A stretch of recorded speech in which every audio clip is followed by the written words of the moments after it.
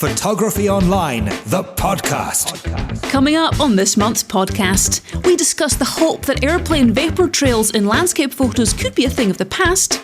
We reveal how much the average professional photographer spends each year on new gear, and we ask, what kind of photographer are you?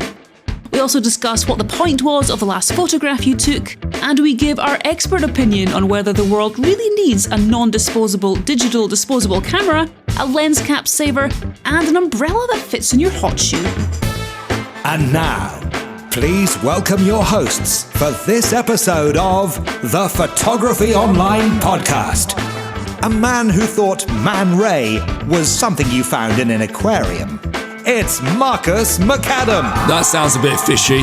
And a man who is so far ahead of himself, he gets in all his own shots. It's James McCormick. Gotta keep those cheekbones on camera.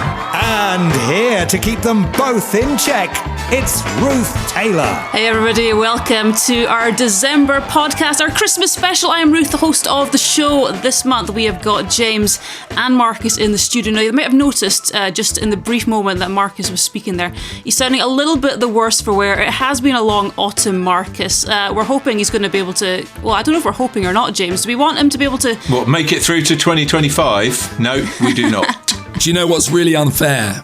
Is that some people, when they get a throat infection, they end up sounding like Barry White. But in my case, I just end up sounding like Alan Carr. Or Cilla Black would be better. Anyway, we're hoping he's going to be able to make it through to the end of the show. It is our Christmas special, as mentioned. This is coming out, obviously, in December. We don't have any festive hangings. Obviously, you can't see this. We can see each other. And normally when we do like a live show or something, we put a bit of effort into it. We've got some tinsel. I actually bought Marcus 2 strings of tinsel about 4 years ago, which is now still his only Christmas decor in his house. And we bought that for the live show. Have we ever put any effort into any of our shows, Ruth? Well, you speak for yourself, but certainly James. I remember one year we did the live show, and Harry and I and you all had Christmas hats and things on, which we chose not to tell James about during the sound check. And then we went live and we were all bedecked with balloons and tinsel and hats. James wasn't very amused. Bullying. He's got over it. Bullying. He's got over it. Anyway, welcome to the show. It's good to have you. It's been a busy autumn for us here, actually, at Photography Online. Lots of us been out and about with various guests and groups and showing them around Scotland and all the rest of it. It is now snowing in Skye right this second. There's a blizzard outside my window. So autumn is gone. Winter has come. James reckons he's got a bit of snow down in the Southlands as well. There is snow on the high peaks of Dartmoor. Do you have high peaks down there? Yeah, we're very high down here, actually. Yeah. Okay. Yeah. Slightly lacking oxygen. It's looking lovely anyway. I'm sure there'll be some images featuring on the socials in the near future. Anyway, we're going to get right on in with our news stories. We've got a good few for you today. Starting off with a very interesting one. I don't know, Marcus, you can summarise this one for us because it's not the kind of thing you see every day. And it certainly kind of tickled my fancy when I saw it. What's this first story all about? Okay, so this is a story about a wallpaper copyright case.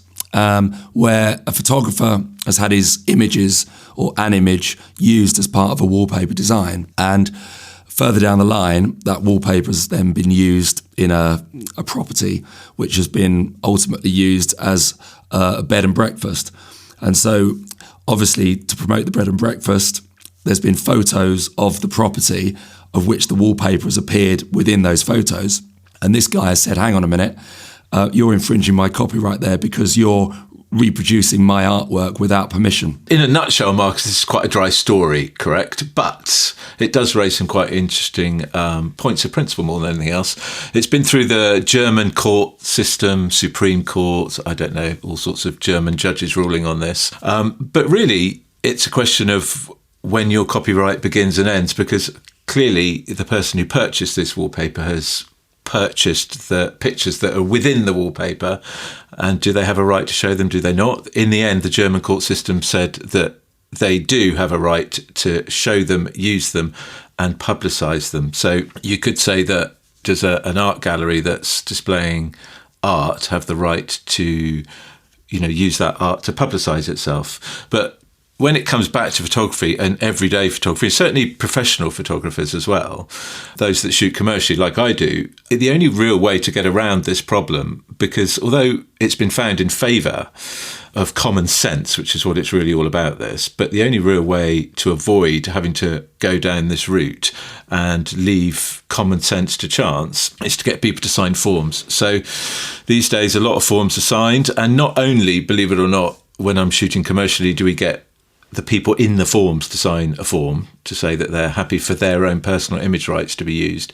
We now have another form, which is a property release form, which means basically the background, everything in the background is been released. So even a commercial photographic studio, sometimes you actually have to get permission from the photographic studio, even though you've hired it, to feature it in the background of your own pictures. I mean, it is ludicrous. Seriously? Yeah, absolutely. Yeah. So there's a word called implicit, which clearly means that, you know, sometimes if someone's looking straight at a camera, they shouldn't be required. If it's clearly, in this case, the wallpaper on a wall, you would have thought it would be implicitly allowed. Otherwise, why would you wallpaper your house with something that you then couldn't show people? But the only real way to avoid potential nonsense is to get people to sign forms. So, James, for example, we use usually a screen grab of maybe what we're doing for our live show to promote our live show. If that screen grab were to feature you, as I see you now, in the background, your wall has several artists' images. I have some David Shepherd's, mighty fine artist. There you go. If David Shepherd decided that we were using his work to promote our show,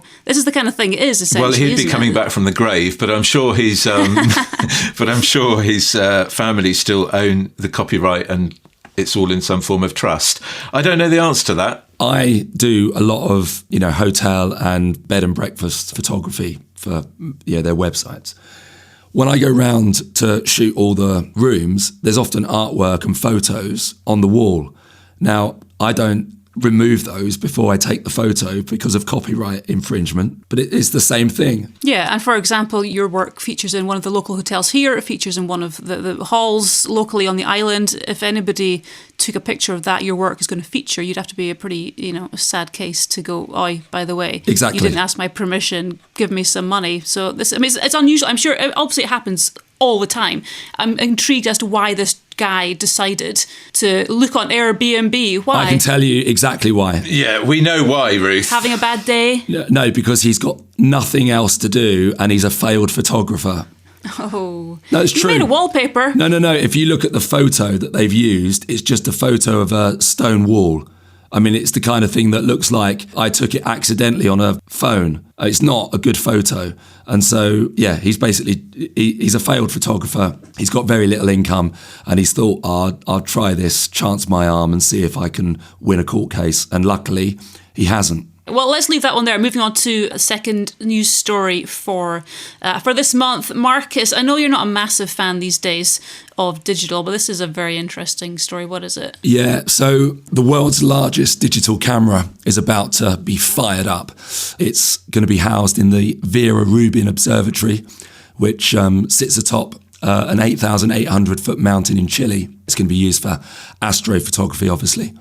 Now, it's advertised as the world's largest digital camera because it has 3,200 megapixels, which obviously is a lot. However, it's only 32 times a GFX 100, or if you want to put it another way, it's 64 times the camera that James and I still use, which is the Canon 5DSR. So 64 times, the resolution that we're used to sounds like quite a lot, but it's not a huge amount. However, got me thinking.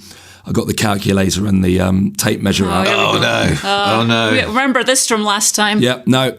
So I thought, okay, I wonder how this compares to my largest camera. And my largest camera is an 8x20. Okay, so that means that the negative size is just over 0.5 meter wide and it's just over 200 millimeters tall. So to cut to the chase, that's 118 times the size of a full frame camera.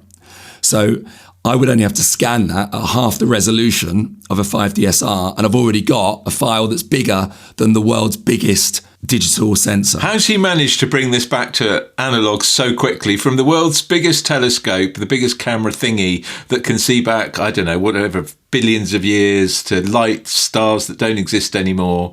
And he's managed to bring it back to a camera that was made in about 1948 or something. Unbelievable. All I'm doing is I'm pointing out the fact that even though this is the world's biggest digital camera, it's not actually that groundbreaking, because I've got a camera here sitting behind me which pretty much does the same thing, and I'm not singing and dancing about that. Oh, come on, you go up to the top of Ben Tunavig on Sky and you can set that up and point it at the stars if you can get a cloud break this winter. Maybe we should send you to Chile with that thing and then just on a one-way ticket. The other thing is, if you look online at this Vera Rubin Observatory and see the size of it, it's about the same size as the Sydney Opera House, okay? Mm-hmm. My camera will fit in a backpack and I can take it around with me.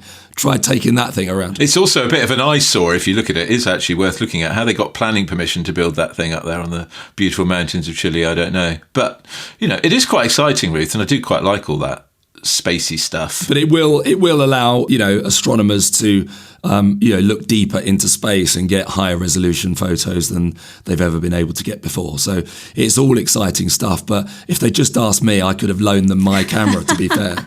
And just look on the bright side, we're going to get lots of pictures of Milky Ways again. Exactly. And that is almost as boring as pictures of the aurora. Yes. Oh. But if they've got a scientific edge to them, James. Well, then I'm in, if they've got a scientific edge. If we're learning about other, alien life form other than yourself, then, it's all good stuff. We will pop a link to this, as ever, with the rest of the stories we're going to have in the show notes, so check those out. Next story is a fascinating one. Now, James, why don't you tell us what this is all about? I think you're slightly sceptical. Never. On this. Never. Well, I don't know. I mean, I mentioned that to you, but without being too, getting ourselves into too much trouble. Anyway, there was a wildlife, let's set it up first. There's some wildlife photographer faffing about in a boat off Fishguard, which is, I think, probably the most western point of mainland England, Wales and Scotland, I think. Otherwise known as Britain. Yeah. Britain, yeah. It's pretty much on the western point. Anyway, he's faffing about doing some wildlife photography in a inflatable or a rib type boat anyway, and disappears, drifts off and washes up at Carmichael Point in Ireland, causing all sorts of inconvenience to our RNLI, our Sea Rescue, all of those sorts of people. So lots of helicopters and boats were scrambled to look for him. I don't know. It's slightly dubious because he seemed quite fit and well and left some stuff in a cove. I'm slightly sceptical about this whole story, but surely James, this is just an example of someone wanting to get out of Wales. Well, yeah. Well, I've always maintained, by the way, that if you just keep digging up the River Severn all the way to the Irish Sea, then we could just push the whole of Wales out anyway. Yeah, set them free. Yeah, set them free. But the main point of this story, Ruth, is not about this chap getting lost at sea, this photographer and his equipment washing up in Ireland. Great story of survival, possibly, probably, maybe. It's actually about Irish hospitality, because he was instantly flagged, well, not even flagged down, he didn't even flag down a car. A car just stopped and said, "Hello, are you all right?" "No, I've just washed up ashore." "Oh, well, don't worry. We'll go and report you to the local guard and then we'll go straight to the pub." So it's all about Irish hospitality. I bet it was from someone with the name of Murphy or someone like that. Shay, I believe. Oh, there you go. Yeah, Shay McMurphy. That was his name. Yeah, I can't believe it's not O'Shea or Rick O'Shea, but anyway, which is a very common name in Ireland. So I don't know. It just goes to show that he left Wales and was welcomed to Ireland. So it's not so much a photography story. It's more a story about how wonderful and how hospitable and how kind-natured us true Irish people are. And you can tell true Irish by my accent. Yeah, when it suits him, he's Irish. But no, he's a wildlife photographer. He went out on a rib to shoot, I'm assuming, seabirds and things like that.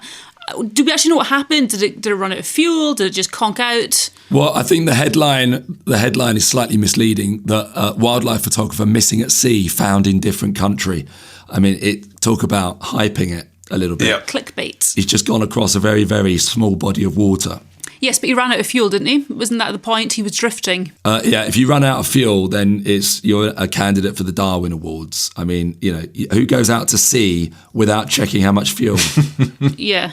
If you're going out to take pictures, we say it when you're going up the hills, you take your hill precautions. If you're going out on a boat, you take your water precautions. Listen, let's not worry about all the fine details of this particular story. I'm sorry, let's get back to Irish hospitality. Let's get back to Irish hospitality and the fact he left Fishguard. I mean, that's what the really important thing is. So, Right, okay, James, sticking with yourself. This is more not to do with hospitality or anything like it, but what's this next story about?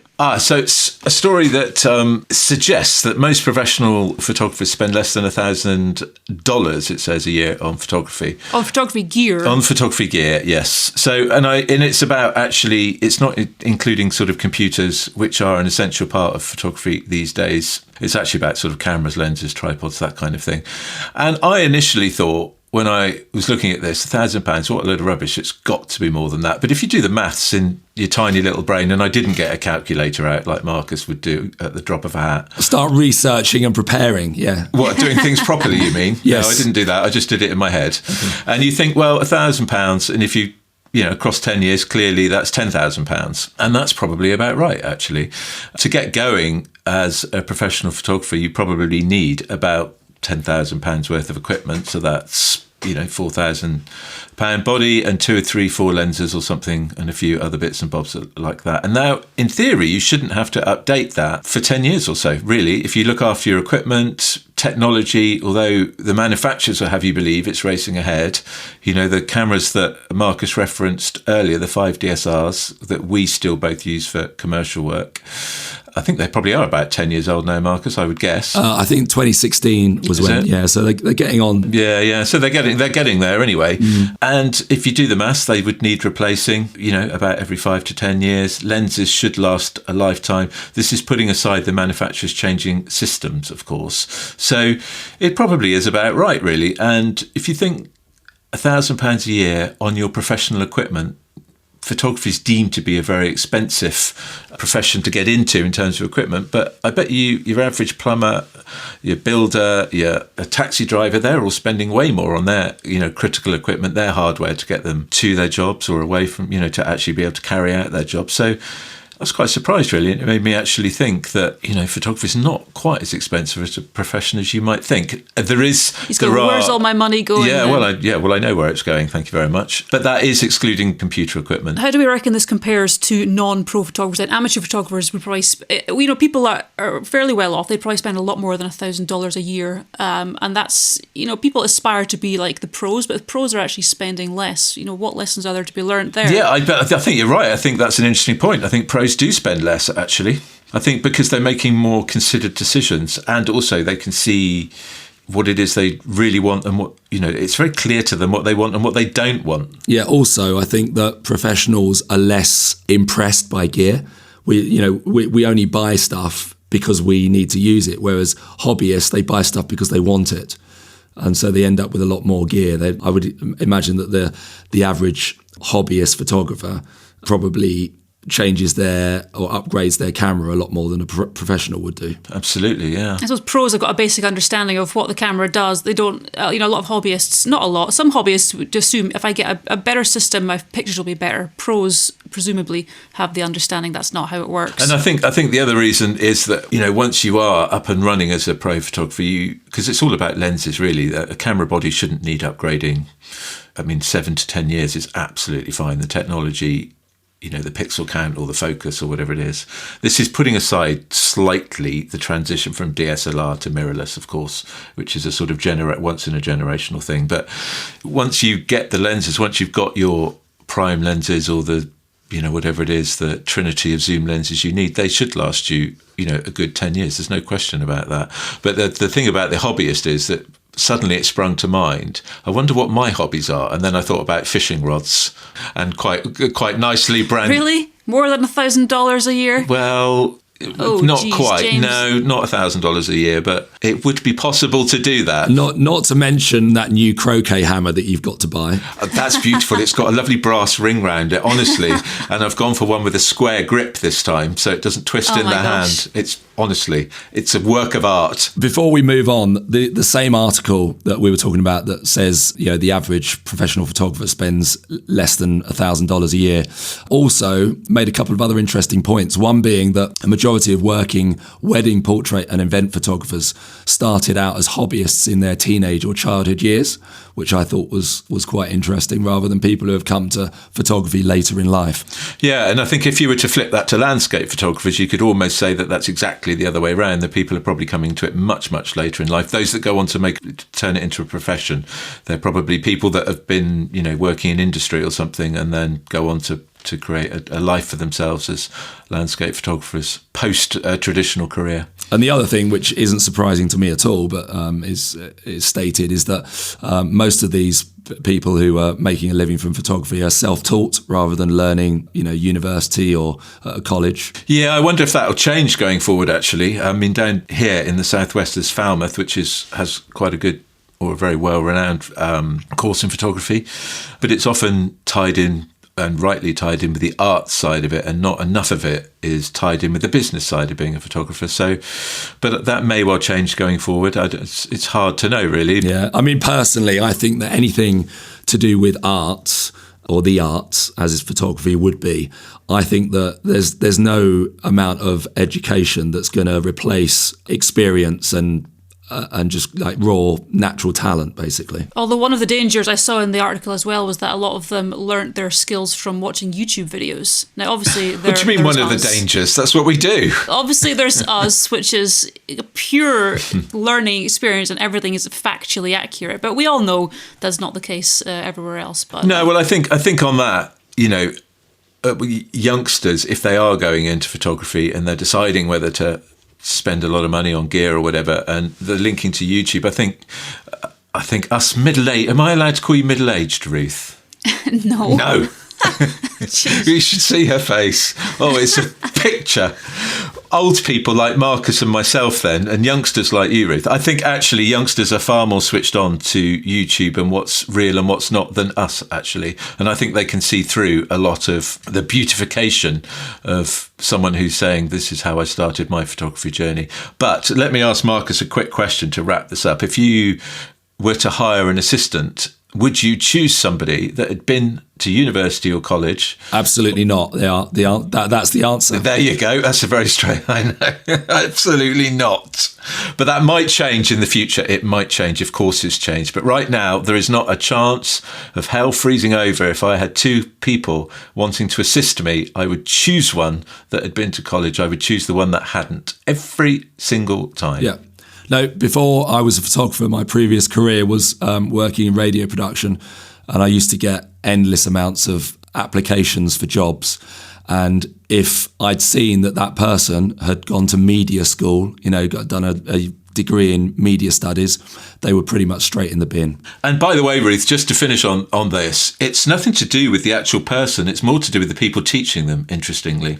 They've been taught incorrectly so often, and that is a very sad thing. But I hope it will change in the future, and I'm sure it will, actually. But I used to get in trouble, big trouble, with kids who would write in to me. This is before the days of email and everything. So I'd get a physical letter basically saying, I want to work in radio. Which university course should I go on? And I would just write back saying, my advice is to leave school as early as possible, go and work at your local radio station and just get experience, because experience counts for everything. And then a week later, I'd get this angry letter from Johnny's mum saying, what's happened? My boy was all set to go to university, and now he's saying he wants to leave school and work at his local radio station, and apparently it's all your fault. Clearly, Ruth, you've triggered a topic here that both of us feel quite passionate about, because the other thing I would add to any youngsters or anybody that's listening to this, but particularly youngsters that want to be a photographer, there's one thing that you could do to really, really improve your photography, and that is read a proper newspaper every single day. If you are fully aware of what's going on in the world, and not the same newspaper, by the way, so rotate through them, or it doesn't matter if it's online, I suppose, but rotate through them. That's what I would always tell assistants, and I still say it to this day, and I still insist upon it to some degree. And how's that going to help with your photography, knowing what the situation in Ukraine is? Because photography is all about communication in the end, and you need to know where the trends are for everything. Read the newspaper from front to back, from the headlines to the sport at the back, encompassing, articles on fashion, passion encompassing, you don't have to read it in depth, but skim through it and know what's going on in the world around you. That will make you a better photographer. Okay, but how's that going to help with your landscape photography? Landscape, not so much, but if you're shooting commercially, you will know what the flavours. If you're shooting landscapes commercially, then it definitely helps. I knew where you were going with that. I just thought I would clarify to the listeners how knowing about, current affairs helps with your photography, because it doesn't really help with landscapes at all. But obviously, if you're shooting commercially... Well, it can do. No, it helps. It just broadens your general awareness. All right, well, we could explore this. It sounds a lot more in depth. Maybe we will. Maybe we'll come back to it in another podcast. But let's move on to our final story for In the News. Marcus, this is one you found, and I know it's something that you're, I don't know if passionate is the right word, but what's this one all about? Yeah, so it's to do with vapor trails, which, as we all know, are the bane of the landscape photographer. And the headline was basically saying, vapor trails could be a thing of the past, just costing a few pounds per flight. So judging on that headline, I was expecting to read into the article that they were going to add some kind of chemical to fuel, to aviation fuel, which would prevent contrails from, streaking off behind aircraft. But it's far more low tech than that. So basically, they're just going to start rerouting aeroplanes, getting them to fly at different altitudes and slightly different routes to try and minimise the amount of contrails in the air. And it's not to help photographers, sadly. This is to help global warming. So, when you see an aeroplane flying across the sky at high altitude, sometimes you'll see a very small contrail that will literally last a few seconds and then it's gone. And other times it will streak right across the sky from horizon to horizon, and it will last for many hours. And those are the ones that are causing the damage because they act as a kind of like a heat shield, and they stop heat escaping from the Earth's atmosphere. So they're contributing to global warming, and they're trying to work out how to reduce this. So they're going to start rerouting aircraft, making them fly higher, lower to slightly different locations. We're quite lucky here, I think, in Skye, because we don't see the sky. Well, no, but even when you do see the sky, you get very, very low volume of aircraft going over. And so it's very rare. And when I say very rare, I mean, I can't remember the last time I thought, I need to wait for that contrail to disappear. But I tell you where we do see a lot is when we run trips in Ireland, right? Yes, Ireland, yeah. And also the Dolomites is another one. Oh, yeah, of course, yeah. I mean, that's really busy.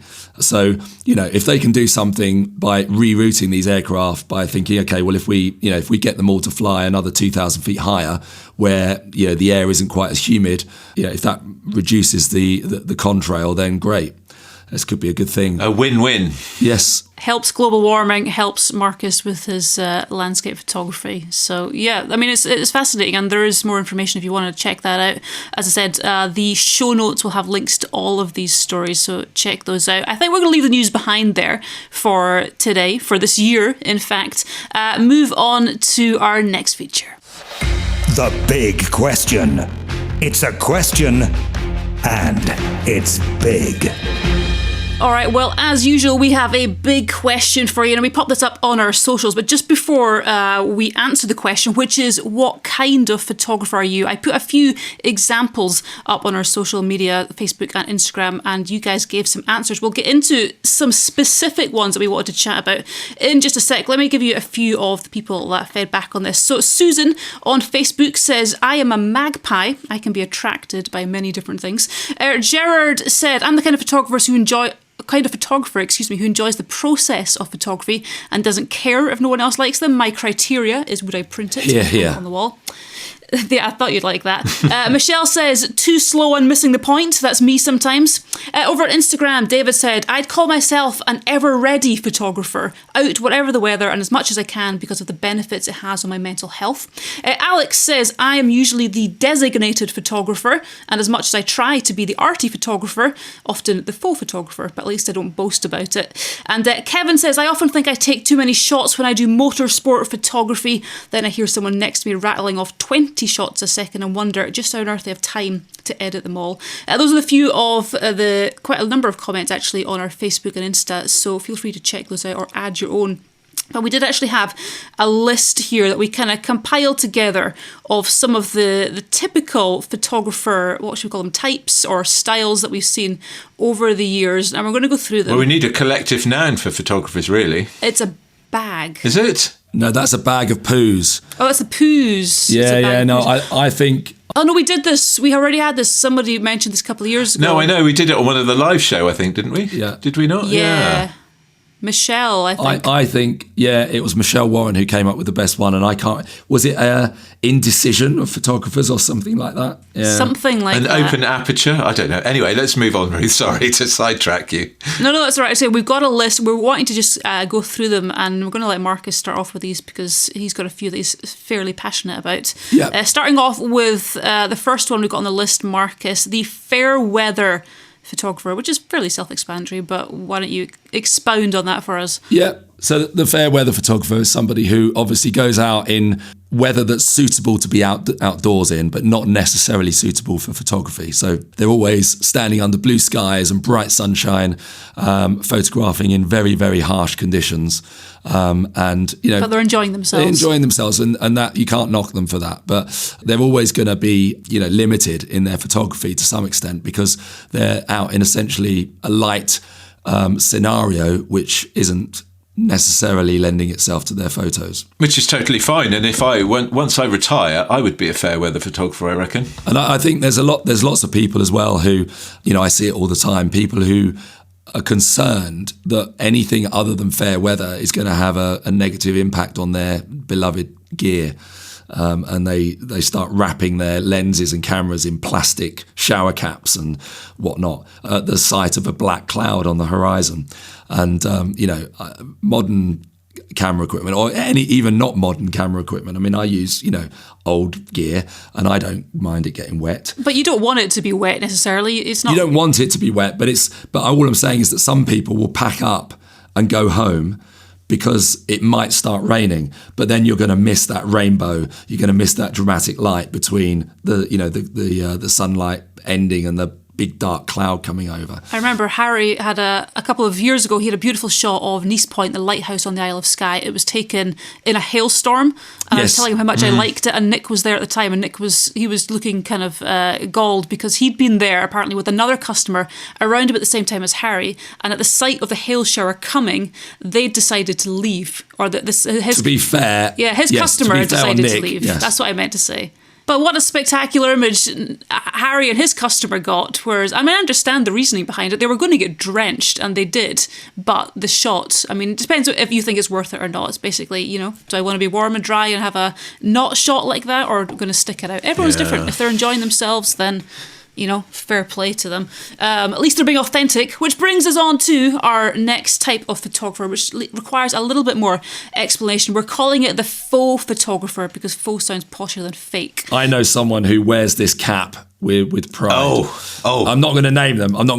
But come on. The faux photographer is someone who buys lots of camera gear, brags about it. I've got a new camera. I've got the latest this. I've got the latest that. But they never actually use it. Do they brag online? Yes, they brag about it all the time. Posting photos of their new camera, their new lenses, saying, what a great piece of equipment. And do they hashtag the manufacturer as well? They probably do. Yeah, they probably do. Careful, James. Careful. The person who I'm actually thinking about is not the same person that you're thinking about, James. But this type of person would typically maybe go down to their camera club with their camera around their neck so that, it's on show. Everybody can see it. But they never actually take any photos. Yeah. So they're not a real photographer. They're a faux photographer. They're a pretend photographer. They're trying to fool us. Do you remember, Marcus, when I was once upon a time teaching down in Laycock? And do you remember I told you a story about somebody who came along? It was basically Ruth. This was pre-Ruth, actually. That's how long ago it was. But it was a sort of a masterclass about all areas of photography. But the only camera equipment you really needed, and it did tell you it before you came on the course, was a body and a 35 or a 50mm lens. That was it, really. That was the whole point of the course. It was less about gear. Anyway, this lady put out, I'm not joking, 20 to 30,000 pounds worth of lenses. Okay, everything from like a 600mm to a 14mm or 11mm, whatever it was, wide angle lens. And I was looking at her and I said, Blimey. Oh, well, whatever. Anyway, during the presentation, I name a specific photographer, which I won't name now, whose work I really, really don't like, a wildlife photographer whose work I really don't like. He is all about the gear and he really does have no idea. But to be fair, he's made a very successful career for himself, better than mine anyway. So anyway, I said that this is how not to do it and showed a picture of the work. And this lady put her hand up and she went, "Oh, that's my partner." and he's lent me all this gear. And I said, the best thing you could do is leave him. And she did about 2 weeks later, and then she had to hand back all those lenses. Oh, it made me laugh. Marginally embarrassing, and I got rather hot and flushed at the time. Oh, the full photographer, if that's... nobody probably is going to identify with this, but they will think of someone that they think is the full photographer. But the next one we've got is the honeypot photographer. What is this one, Marcus? Well, it's fairly self-explanatory. It's somebody who goes around just shooting honeypot locations, and I know plenty of people who would do this. In fact, a good friend of mine who we all know, and I won't name him. We're not naming names today. This is so dull. I know. What we should have been doing is naming people, and then Ruth could have bleeped it. It would have been more entertaining. Okay, so this is a photographer who has a pizza oven in his garden. So we all know who we're talking about. Okay, he sent me a photo to my phone this morning, just saying current location, and it was a photo of his camera set up. And it's basically the lone tree in Wales. I was going to say, is he in Wales? Yes. Yeah. And I just replied with a picture of honey. Because okay, to be fair, we run trips in Scotland and everywhere else as well. We take a lot of people, yes, off the beaten track, but we also include honeypot locations, and we do it for a reason, because people do not get to go to those places otherwise. They make a great shot. People come away happy with it. They've seen it. They've taken this amazing shot. What's so wrong with that? There is a reason honeypot locations are honeypot, because they're good quite often. Yes. Yeah. Not always, but you're exactly right there, Ruth. They shouldn't be avoided, but there's a danger that you can fall into the trap of only going from honeypot to honeypot. And when you do that, you never develop any individuality. And you don't get the experience of the place. So, you know, this famous lone tree, it's in Snowdonia National Park, isn't it, I think? Yes, and by the way, this guy, we're not saying he's a honeypot photographer, because he's not. No, there's no need to justify it. Lee will survive. Yeah, but it was funny that he just sent me this photo. Yeah, no, it is funny. But I think that the key thing here, Ruth, is that if you do go to honeypot, so for example, when we run trips to Zimbabwe, we go to Vic Falls, and there are almost within Vic Falls, the actual tiny little park. There's a national park, but then the falls has its own little park around it for safety reasons more than anything else. And there's about 6 or 8 viewpoints, and you could call those viewpoints honeypot locations if you like, because they're viewpoints for a reason. They give you the best view, and you can take pictures from those. And you should definitely do that. You know, depending on the light direction, you choose the best one. All of that kind of thing. Get rainbows and all of that kind of thing. But the most enjoyable thing about being in that tiny park is actually wandering away from the falls into, it has its own little rainforest that's created by the mist that's falling, for example. And that's where you get more of an experience, and they don't necessarily get the better picture, but you get more of an experience of being at Vic Falls. So what you really want to do when you go there is get your honeypot shot, because why not? You are there. Don't avoid it just because it's a honeypot shot. But don't stick like glue to that. Go and explore, and then get the experience of the place as well. But you two guys are about to go off to Venice to run our annual trip out there, and you're going to take people, our customers, to 2 or 3 honeypot locations, because people are going to Venice and they want to see the classic locations. So they want to photograph the view from Academia Bridge looking down the Grand Canal. So if you avoid that, then they're going to go, well, hang on a minute. No, you can't avoid them. Absolutely, you can't. But I mean, I know you and I are in total agreement. So, but Ruth is, funnily enough, going a day or 2 earlier than me to find those off the beaten track locations as well. So yes, that give you a true flavour of Venice without tourists everywhere. Yes, and that's what's important to do as a photographer is not to just copy and emulate other things that you've seen from other photographers. It's to go off and be individual. I mean, one of the most popular locations here on the Isle of Skye is the Kerrang, and the amount of people who will go there having never been there before, and they'll just walk straight to the famous tree, which is about 5 minutes from the car park. They'll take that shot and then they leave and said, yeah, I've photographed the Kerrang. No, you haven't. you just photographed the same shot that everybody else goes to photograph. What I should do is spend time walking around, because there's so much more to the Kerrang than the tree shot. I mean, I avoid it like the plague now, because I've shot it a million times myself. I don't need any more photos of it. But it's just don't fall into the trap of being a honeypot photographer and only shooting the obvious stuff. All right, well, the next photographer we've got here, you've both given a title to. James would call it the spray and pray photographer. Harry. Marcus wants to call it the machine gun photographer. Well, I think these are two slightly different things, to be fair, Ruth, because by machine gun photographer, I'm talking about somebody who has bracketing on all the time. And every time you press a button, all you hear is like that, and you just think, as a landscape, how many photos do you need of the same scene? Gotcha. And while I'm not saying that there's never a situation where you shouldn't bracket, it's very, very rare that you need to.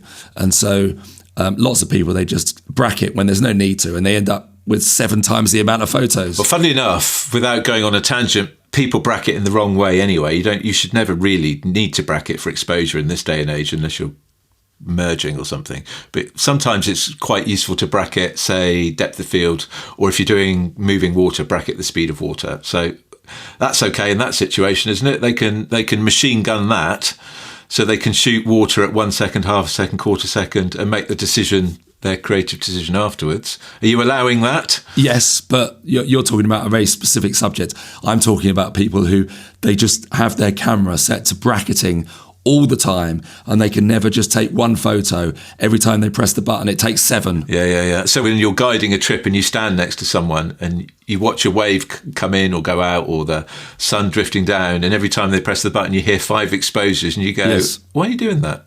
Exactly. Yeah, okay. No, spray and pray, Ruth, is slightly different to that. So basically would apply more to sports and wildlife photographers, really. Your focus is on continuous, your frame rate's on rapid fire, and you just hold the button down. As your eagle's drifting by, or your otter's running, I'm not referring to anyone specifically here other than Harry, and you hope that one of your pictures comes out sharp. Obviously, this list we're doing is not bad things or bad people to be. That's a genuine... Yeah, and there are times when that is absolutely an applicable thing to do, to spray and pray. And what it really means is that you just hope that, the bird's wings are in the right place and the focus is locked onto the eye.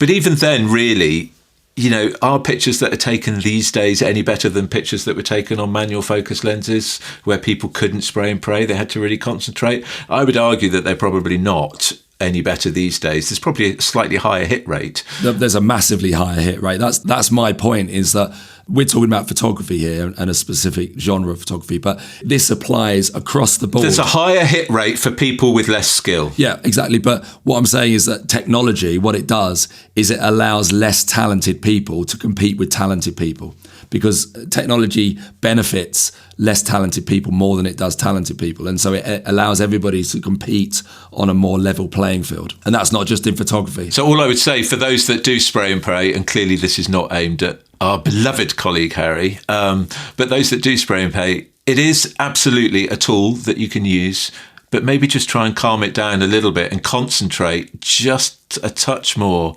on your technique and your subject matter and your composition and those things, rather than literally, especially with eye tracking and all this stuff that's on mirrorless cameras these days.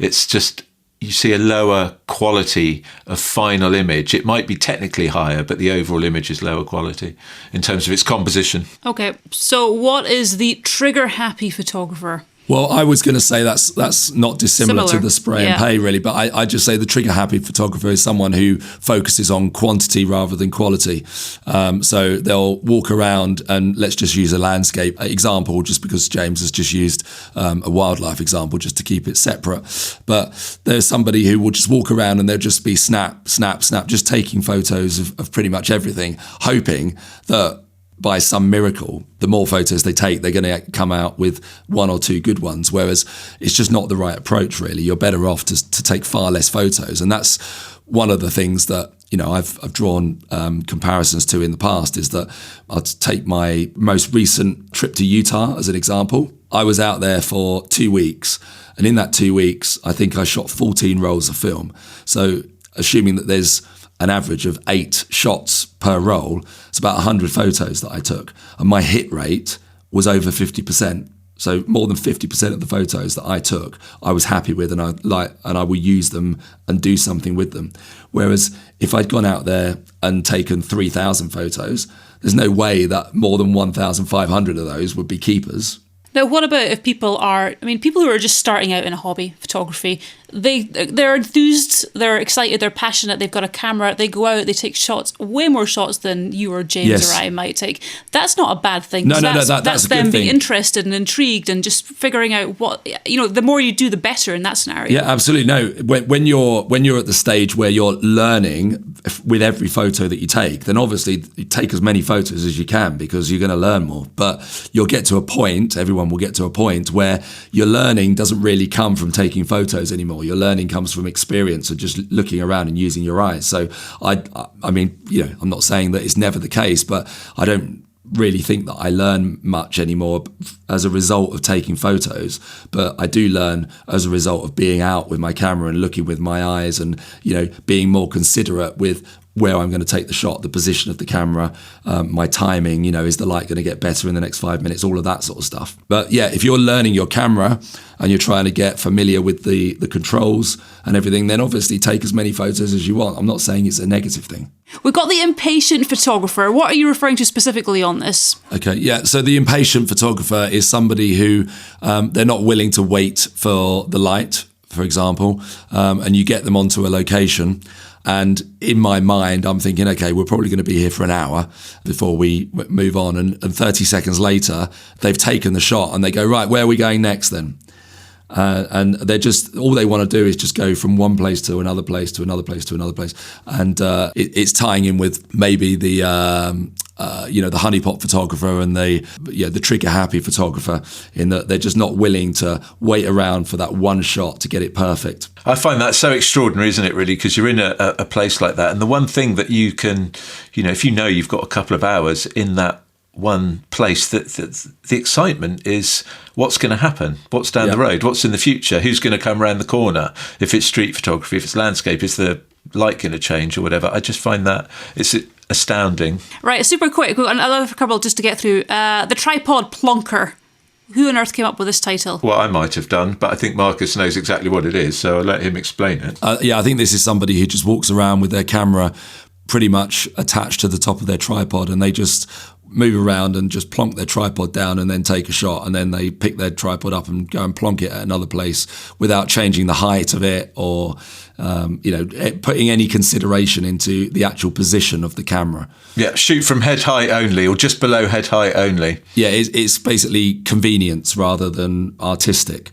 And the position of the camera when you take a shot is one of the few things that you cannot change in post-production. You can't move the camera to the left or to the right, up or down.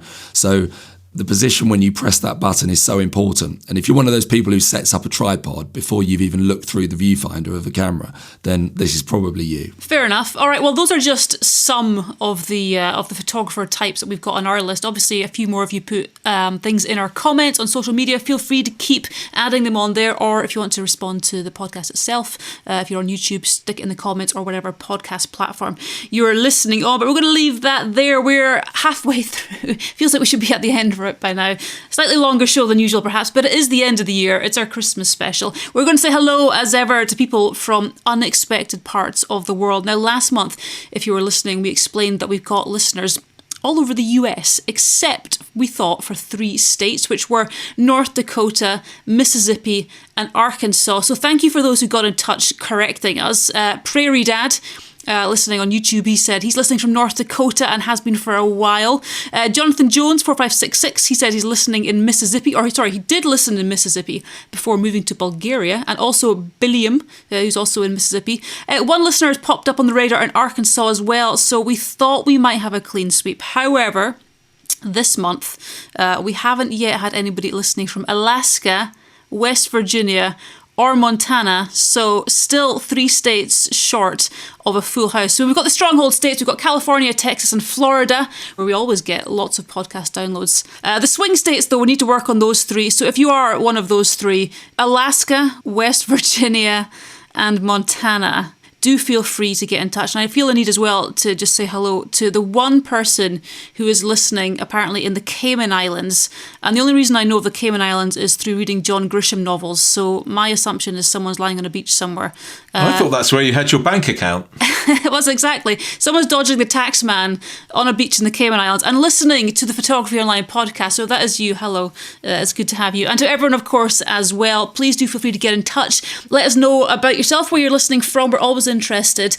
You can get contact details on mc2photography.com, or you can, of course, like I said, leave a comment in the comments wherever you're listening from. We are going to move on with our next feature. What is the point? The point. What's the point? All right, well, before we start, what's the point for this month? Last month, I just got to mention this. James managed, as anticipated, to offend a few people with his last minute request for what's the point. Hang on, let me talk. What's the point of Aurora photography? We had at least a couple of people ticking the hump, shall we say. Morag was one of them. Pointlessness of Aurora photography. I'm sorry, Morag. I'm very, very sorry. Humble apologies. This is James's public apology. No. I will apologise for upsetting people, of course, but I'm sticking to my guns. As I mentioned earlier, it falls into the same bracket as photographing the Milky Way, okay? All those wonderful pictures you see with photographers flexing their muscles about how clever they are at photographing a Milky Way, and then they've got, I don't know, some abandoned building that's overly lit and badly composed in front of the Milky Way, and they go, I'm wonderful, and I was out in the middle of the night and it was really cold, and I walked for hours. No, that's all. Just stop flexing about it. But Morag. It's I like seeing the pictures. That's fine.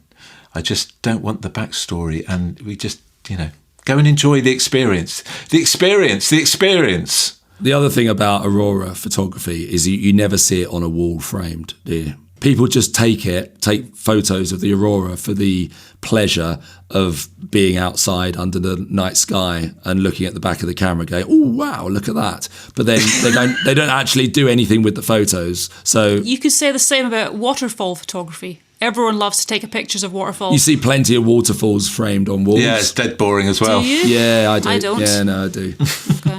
Not been in the same bathrooms as you. All right, anyway, what's the point this month is, what is the point of the last photograph you took? Which is a rather interesting one. Marcus, what's the point of the last photograph you took? I don't know what the last photograph I took. Actually, no, I do know. It would have been on my phone. And it would have been a behind-the-scenes photograph. Oh, my God. I wondered where you were going with that. No, it would have been behind-the-scenes photograph of the last workshop that I was running. And obviously, the reason for taking it is to give it to them as a collection at the end of the workshop, just to show all the locations that they were working in. So that's the correct answer, which has a point. But if you were to be actually truthful and you were talking about your phone, odds are it's your breakfast or your dinner last night, right? Oh, well, hang on. I've got my phone here. You constantly send pictures of food to your partner, even if she's in the same building. Okay, I've got my phone here. Okay, so the last photo that I took was of the supermarket car park last night, which had quite a heavy dusting of snow, and I sent it to my partner just to show her how heavy the snow was in the car park. What a lucky lady. Okay, what about your actual camera then? An actual physical, a bigger camera. What's the last photo you took of one of those? So the last photo I would have taken would have probably, I'm trying to rack my brains. I take so few photos these days, Ruth, that I have to go back quite a long way, really. I would say that it would have been in Ireland, which was some time ago now. Ireland? No, that was in May. Sorry, in the Dolomites. It was in the Dolomites. Still 3 months ago. Yeah, so the point of the last photo that I ever took was in the Dolomites, and it was taken on film, and I've yet to process it because I haven't had time to process the film. So I can't tell you if it was any good or not. Right, okay. James, last photograph you took on an actual camera before we get to your phone. Before we get to my phone, I don't actually know what my phone is. So that's nerve-wracking. The jeopardy is building. Yeah. Well, I know what it is because it's on the screen behind you right now. It's a picture of the inside of a building near Heathrow Airport. And the point of it is to sell that building. So it's very, very commercial. Okay. It's a wonderful picture, though, Ruth. You should, if only you could see it. We can use that as our thumbnail for the podcast. So what about your phone then, James? Oh, right. Okay. Well, you might need to hang on. I have got it. Yeah. No screenshots included. No screenshots allowed. Right. We're going into it. Photos. Ruth knows I'm terribly... Here we go. How do I get into my photos? TikTok. Oh, my God. I can't actually...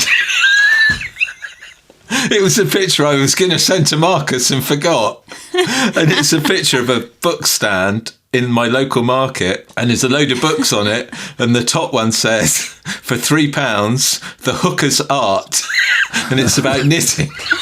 Oh, okay, there it is. Right, well, can stick that in the comments, I reckon. Sorry, I forgot to send that. So the last picture you took, James, was for commercial purposes. Marcus, the last picture you took on a proper camera was...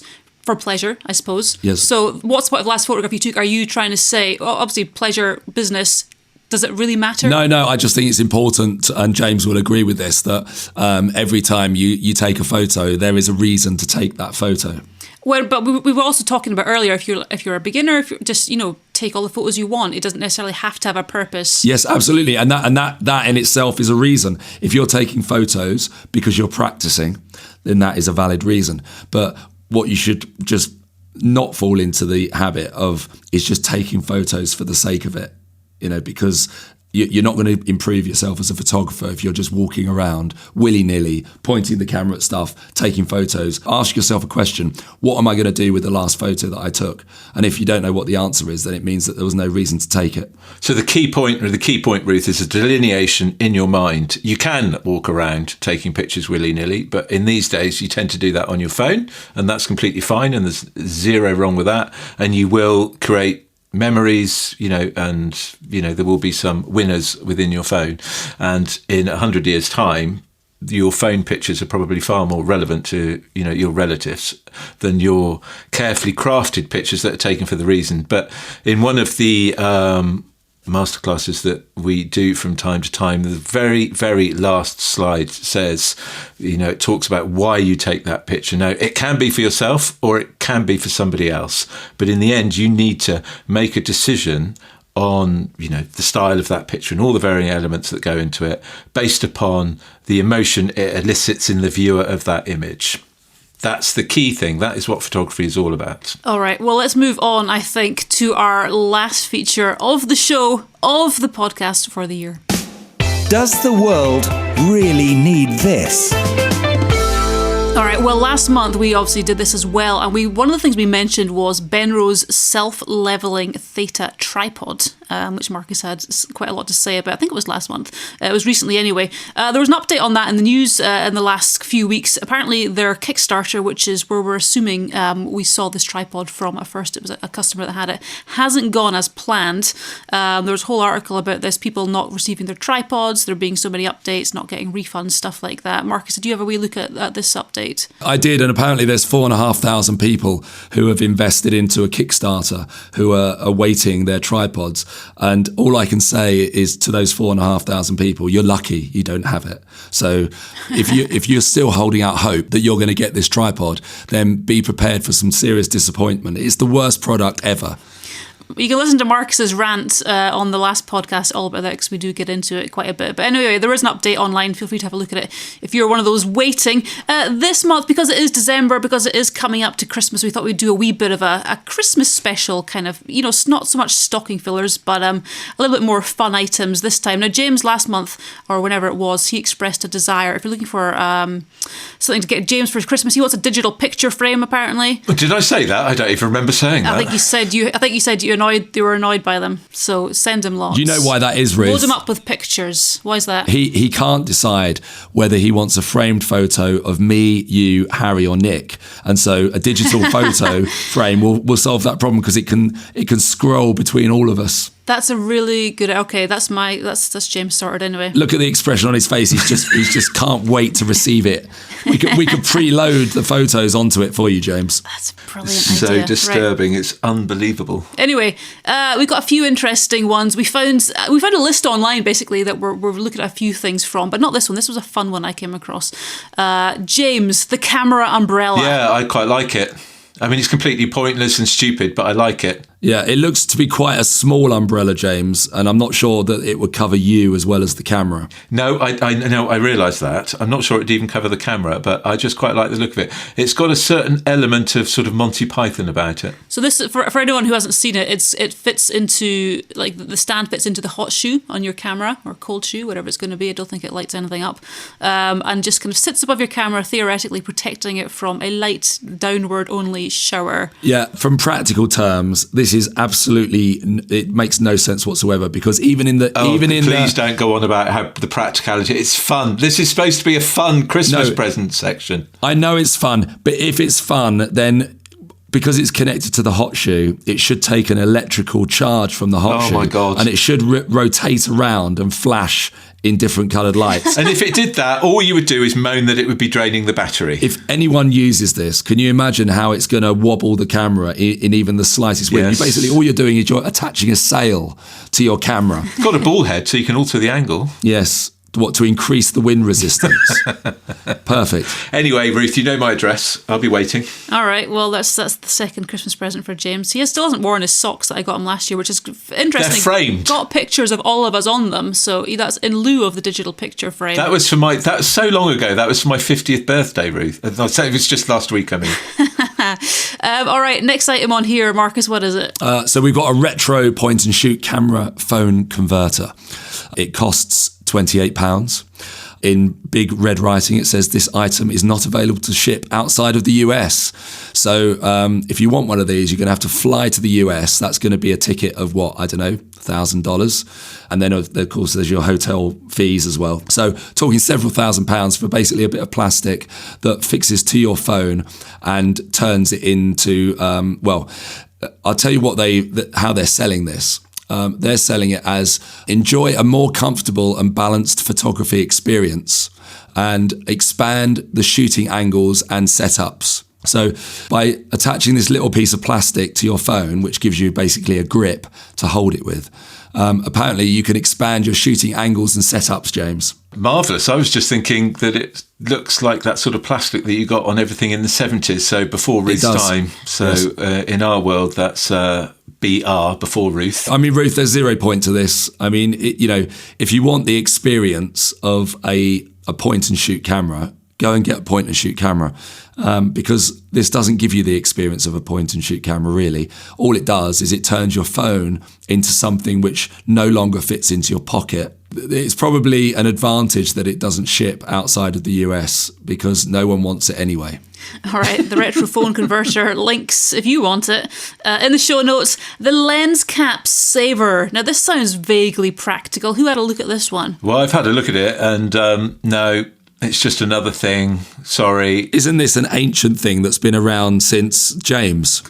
Thank you. You're technically, well, not technically, you are older than me. There's no technicality about it. I mean, you're closely related to Neanderthals. So, and it's the sort of thing a Neanderthal would do, actually, just tie a bit of string to something so I don't lose it.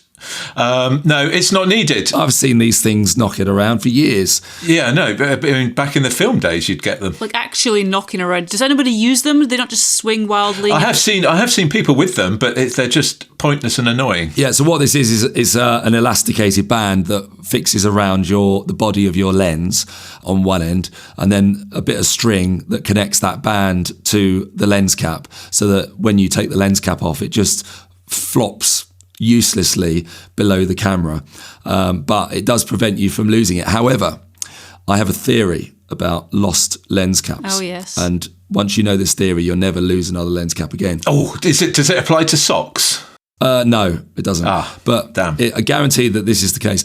Next time you can't find your lens cap, which, it happens all the time, happened to me several times last week, all you need to do is stop looking for it and just think, right, where is the last pocket I'm going to look? And that's where it's going to be. Always. I know. It's like doing a podcast with Confucius, this, isn't it? I mean, yeah. So just stop yourself. Stop doing the pat down. Okay, that doesn't work. Just think, okay, where's the last pocket I'm going to look? And of course, it's your back trouser pocket, the one that you So in theory, Ruth, with one's camera, you should have the least things attached to it as possible. The only thing that should ever be on a camera is a hot shoe permanently. There's no harm in that being permanently, or a cage if you're a photographer that likes to put a cage on your camera, or an L bracket, whatever. That's all fine. Everything else you don't want on there. Hot shoe's not negotiable, is it? Sorry? A hot shoe's not negotiable. Did I say hot shoe? I meant... Yeah. Oh, sorry, I beg your pardon. I meant a tripod bracket.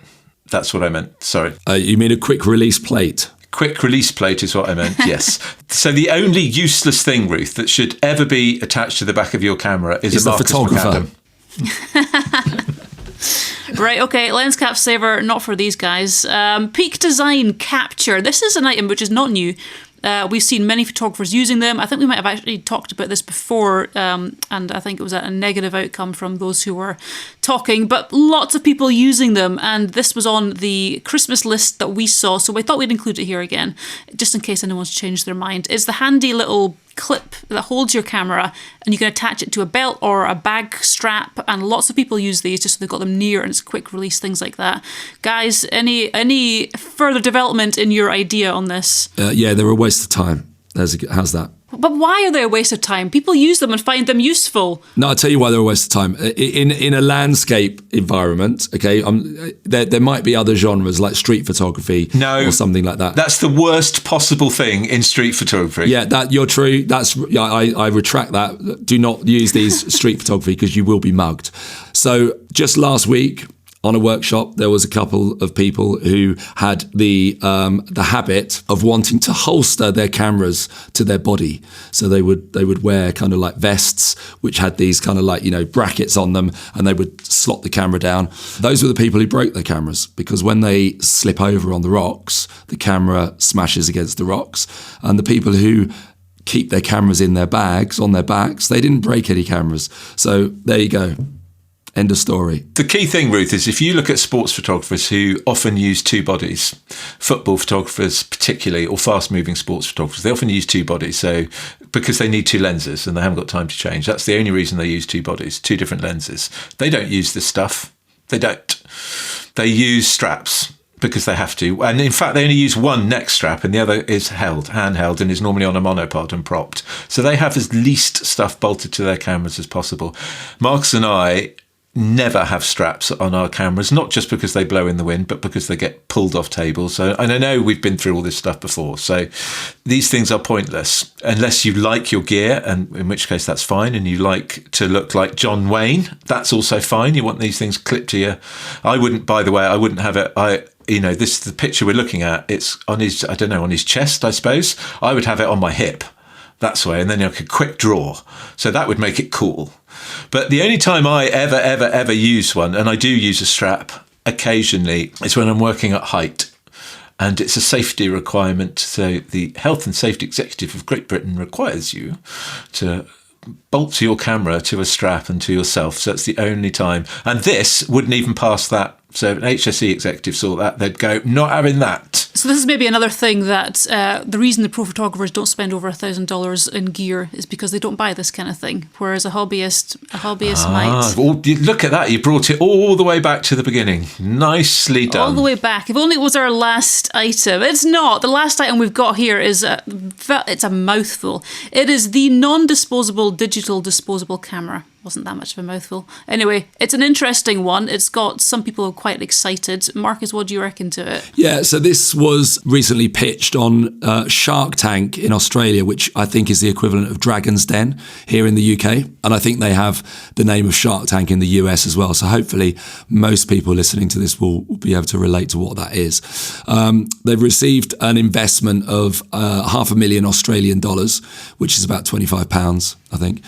And this is basically a plastic digital camera, which is trying to emulate the feel of those old disposable film cameras. But this one is not disposable because it's the non-disposable disposable camera. So basically what it does is it has a shot limit of 27 photos. So once you've taken 27 photos. You can't take any more until you download those photos onto a computer or your phone. When you do that, you're not allowed to look at those photos for 24 hours because it has a development time. So it's trying to replicate the fact that, you've taken the film out the camera and you've gone down to the processing lab and you're waiting for your photos to be developed.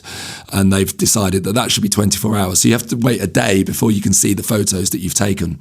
But then you can charge the camera up again with a USB-C charging lead. And you can go again with another 27 photos. So it retails at $99, and I guess it's aimed at the gift market. So basically at people who have no idea about cameras. But the question I want to ask is, if you want that experience of a disposable film camera, then why not just go and get a disposable film camera? It's digital, you can edit it. I know, but then go and shoot a digital camera. It's kind of like we're trying to please lots of genres of photographers here and not really... Okay, so I've read through the comments for this, below where it's listed on whatever the website is, Petapixel, I think, and Enterman sums it up. He says, "Don't try and find a logical reason for such a camera, Marcus McAdam, you buffoon. It's just a fun I might have added that in. It's just a fun reminder of the old days when we were stuck with 20 or 36 exposure films and a week of trepidation waiting to see how the photos turned out. It had a certain masochistic attraction, Marcus McAdam. We know you're a fan of such things, Marcus McAdam, as there was no way to preview the results. No second chance, but a huge excitement when you got it right." And I think he's kind of hit the nail on the head there. Don't try and find a logical reason. Okay, but my reply to Enderman, whatever his name is just go and get a film camera then, because everything you've wanted is right there. But then you've got to faff around and try and find someone to send it off to and all the rest. So this has also got a digital wind on for the next picture, apparently, which is another cool, almost film camera thing. It's fun. It's just a fun thing, Ruth. I don't think there's anything wrong with it at all. And he's being a Grinch. I do see that it's a fun thing. All I'm saying is that it's an imitation fun thing. Why don't you just go and get something that's really fun and get a real film camera? There we go. That's not featuring in any of your kids' Christmas stockings this year then. So James, he would like the camera umbrella and the digital picture frame. Nothing in here, I don't think, for Marcus at the moment. There's a certain Leica I might like as well, Ruth, if you're putting together your list. Yeah, well, I'll send back at you. Anyway, I think that's it. Like we say, feel free to check any of these things out or put your own ideas. What do you think is a great Christmas gift for a photographer? Please don't include the coffee cup. I got one of those many years ago, which was very lovely, but slightly impractical the way they stand on their tiny end. Anyway, feel free to comment. We'd love to hear back from you. That's about it for our show for this year. In fact, next month, January, we're going to have a little bit of a new format just to kind of keep things a bit fresh. We've got a new sponsor for the show, so we will be reworking everything a little bit just to keep in with that, keeping it fresh. Like I said, we can't tell you who that sponsor is yet, but it is a camera gear manufacturer, so you can expect to see us giving away a few prizes throughout the coming months as well. But all remains to be said is thank you to everyone that's listened this year. This is obviously the first year of doing the podcast. We've had a lot of fun with it. I hope you guys have been enjoying it as well. Until next time, take good care, but most of all, take good photos. But not on a digital camera. Or mirrorless. The Photography Online Podcast.